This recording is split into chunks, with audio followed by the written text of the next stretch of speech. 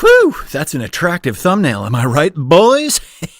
The protagonist of the movie is a high school student named Yoshirō Kamogawa. He spends most of his days aimlessly and is pretty average at studies. As far as popularity is concerned, Yoshirō is ignored by almost all the girls in his school as they believe he is a dork. But one day, everything changes. Yoshirō proceeds to climax, fantasizing about different girls. However, he has a hard time choosing one particular girl, as Yoshirō is obsessed about finding the girl of his destiny. He had already met that girl when they were inside their mother's womb in a hospital. What is happening right now? They communicated with each other telepathically and promised to meet soon, using a special jingle, which is their secret code. Now, images of his soulmate come into his mind in fragments. Yoshirō sees her waving at him, and the two kiss on their tiptoes. Back in the present, as Yoshirō thinks of her and is about to climax to the thought of that sweet fetus, a rare cosmic phenomenon takes place in outer space, and a shaft of light shines on him. He is startled, but doesn't think much of it. Elsewhere, Yoshiro's classmate Miyuko Hirano is also dreaming about having coitus, hence, she too is hit by the strange light. The next morning, when Yoshirō sits down for breakfast with his mother and her boyfriend, he is strangely able to hear their internal thoughts. Yoshirō is horrified by the lewd and lascivious thoughts of his mother and her boyfriend, so he leaves breakfast and heads out for school, still puzzled about everything. At school, he is again bombarded by everyone's internal thoughts. He telepathically hears his teacher admit to herself that she wants to be the hottest female in school, while she disciplines female students for wearing short skirts.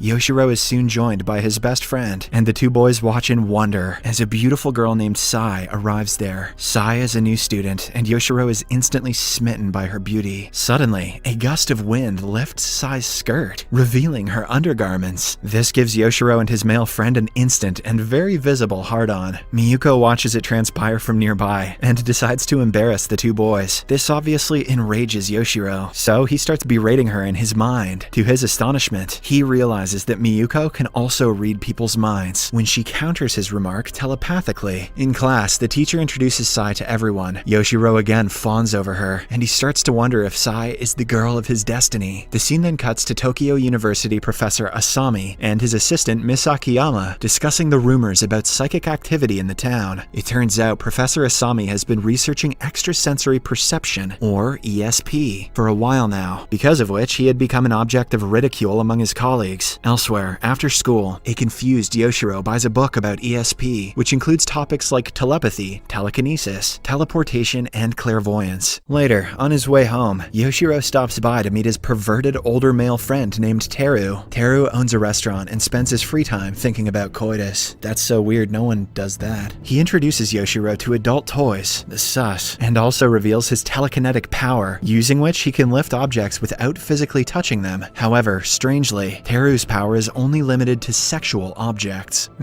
Imagine you get a superpower, but all it does is levitate butt plugs. The next day, Yoshirō decides to approach Xray, but on his way, he reads a fellow student Inomoto's mind and learns that he is planning to get naked in front of Xray and other girls. Yoshirō tries to stop him, but shockingly, Inomoto has the ability to teleport from one place to another. He goes directly inside the girls' locker room and exposes himself, but his plan fails terribly. Just then, Professor Asami and Miss Akiyama confront the new psychics and gather them at his place. During the operation, it's revealed that Miss Akiyama also has a strange psychic power. She has the power of precognition, which allows her to foresee the future of anyone who looks at her bra. The new psychics include Yoshirō, Teru, Inomoto, Miyuko, and another creepy student named Yabe. It's revealed that Yabe is clairvoyant, which gives him the ability to see through objects. Soon, Professor Asami introduces himself and explains that he has been researching ESP for a while now. He also reveals that Yoshirō and the others got their powers because of a cosmic phenomenon. It turns out they are not the first ones to acquire ESP. 200 years ago in Duluth, Minnesota, there was another psychic awakening. Cosmic rays hit the city when the planets were aligned in a particular way and imparted these powers on some people. This time, similar cosmic rays hit Japan. Yoshirō and others got the ESP because they fit a certain criteria. First, they are virgins.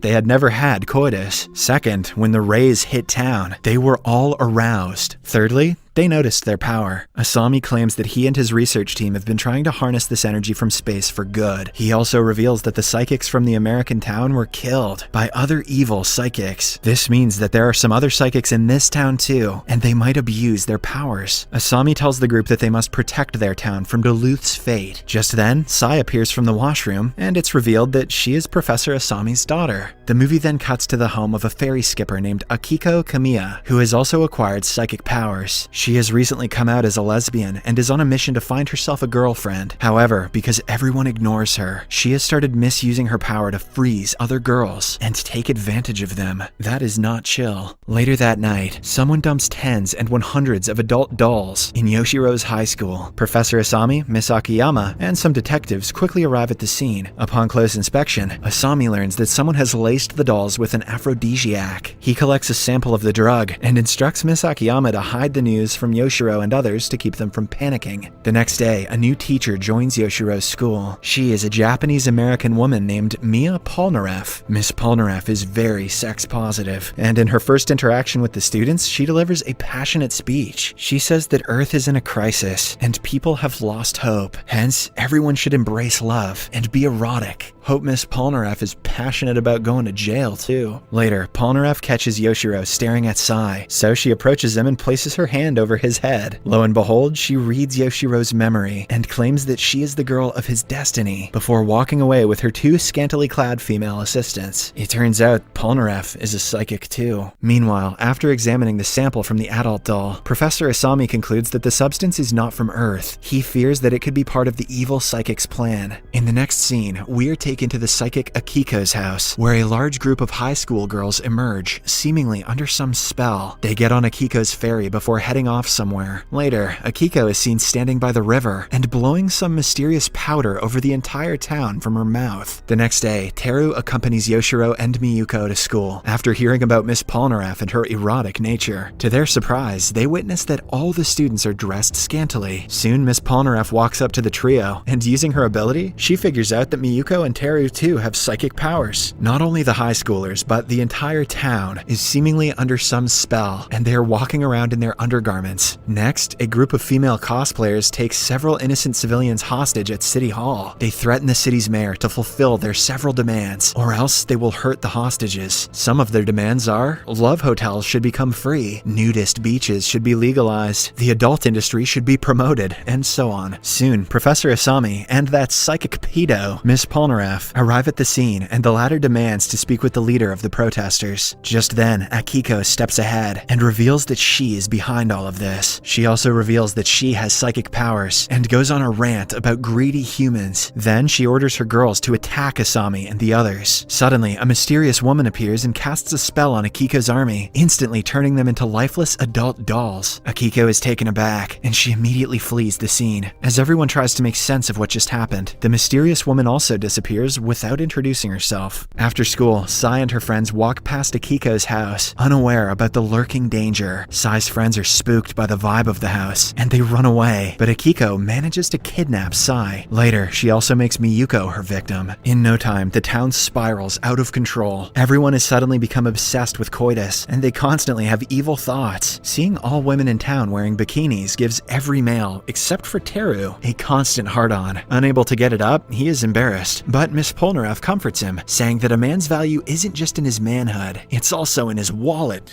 Next, Yoshiro gets a call from Sai, and she asks him to meet in a garden. Just like his dream, Yoshiro watches Sai run up to him with her long, beautiful legs, singing the jingle and waving her hands. She thanks him for helping her father with his ESP research, before leaning in for a kiss on her tiptoes and asking him for intercourse. Yoshiro is taken aback as he didn't imagine Sai to be so forward. Suddenly, the mysterious woman from earlier appears, and she turns Sai into an adult doll, much to Yoshiro's horror. Professor Asami and the others arrive at the scene, and the woman introduces herself as Julie Babcock, a psychic from Duluth. She reveals that some psychics survived the Duluth massacre, and they went into hiding. Julie is a descendant of those psychics. She has come all the way to Japan to prevent another tragedy like that of her home city. Meanwhile, a detective tracks down Akiko's house and learns that she has been kidnapping girls from her neighborhood. She reports it to Professor Asami, and the latter quickly comes up with a plan. He sends Yoshirō, disguised as a girl, to lure the kidnapper towards him, while the others watch from hiding. Unfortunately, Akiko spots Miss Akiyama behind a pole and proceeds to hypnotize her, but before she can do so, the psychic lady reads her future by flashing her bra. Akiko immediately runs away, and Miss Akiyama reveals that she is headed towards the city hall. Wasting no time, Professor Asami and his group head for the city hall, and there, they come across all the kidnapped girls in a passed-out state. They also find multiple girls claiming to be the real Sai in the hallway. The creepy psychic Yabe uses his clairvoyance to reveal that they are all clones. After a while, Akiko finally appears with her army of scantily dressed girls, but Julie immediately turns some of them into dolls. Furious, Akiko sends more girls to attack Yoshirō and the others, before running away. As the group deals with the army of girls, Miss Polnareff grabs Yoshirō and escorts him to safety. Yoshirō gullibly follows her, but she takes him to the stage and traps him in an enclosure. Miss Polnareff then opens the curtains, revealing 3 life-size cutouts of pregnant women. It turns out that she has held Yoshirō captive inside the womb of one of the cutouts. Whoever directed this movie has so much crap to work out. Next, it's revealed that Sai and Miyuko have been held captive in the womb of the other 2 cutouts. Yoshirō discovers this and speaks to the girls, who are distraught about their situation. To calm herself down, Miyuko starts singing this special jingle. Taken aback, Yoshirō finally realizes that the girl of his destiny is none other than Miyuko. He tells her that it's him she promised to meet after taking birth. With this, the 2 cry tears of joy, and Yoshirō finally sees the face of Miyuko in the dream sequence, running up to him with long legs. However, before they could kiss, Miss Polnareff interrupts, causing him to snap out of his dream. She then claims that she taught that song to Miyuko, much to Yoshiro's astonishment. Meanwhile, Professor Asami and his group turn Akiko's army into dolls with the help of Julie. With nowhere to go, Akiko finally accepts defeat, but warns them that her master, Miss Polnareff, will teach them a lesson. Julie then purifies her soul, and it's revealed that Akiko was only a puppet acting under Miss Polnareff's spell. With this information, Professor Asami finally figures out that the cunning Polnareff has the ability to control people's memories. She deletes, rewrites, transplants memories, and even manipulates them to suit her needs. Meanwhile, Miss Polnareff orders her henchwomen to escort Sei and Miyuko away. As she tries to get close to Yoshirō, Professor Asami and others arrive. When Teru questions her motives, Miss Polnareff asserts that she is doing all this to wipe out humanity from Earth. She hates humans because they violate nature and are greedy. Only God's chosen will remain. Miss Polnareff then claims that Yoshirō is the chosen one and expresses her love for him. She also reveals that she can't control his memory because of her feelings for him. Just then, Julie interrupts her speech and tries to purify her soul, but to her astonishment, Polnareff has no evil intentions, and in the blink of an eye, she overpowers Julie and knocks her out. The other psychics attack Miss Polnareff, but she easily defeats them and erases their memory. She then turns to Yoshirō and asks him to come with her, threatening to kill him otherwise. At first, the naive schoolboy refuses, but when Miss Polnareff mentions that the Earth's fate depends on him, he agrees. Following this, she takes him to a nursery, where she has turned Sai, Miyuko, and herself into children. Polnareff says that she wants to be a child again, because they are pure souls, unlike adults. However, Yoshirō refuses to become a child, and insists he'd rather climax and have coitus as an adult. You tell him, Yoshirō.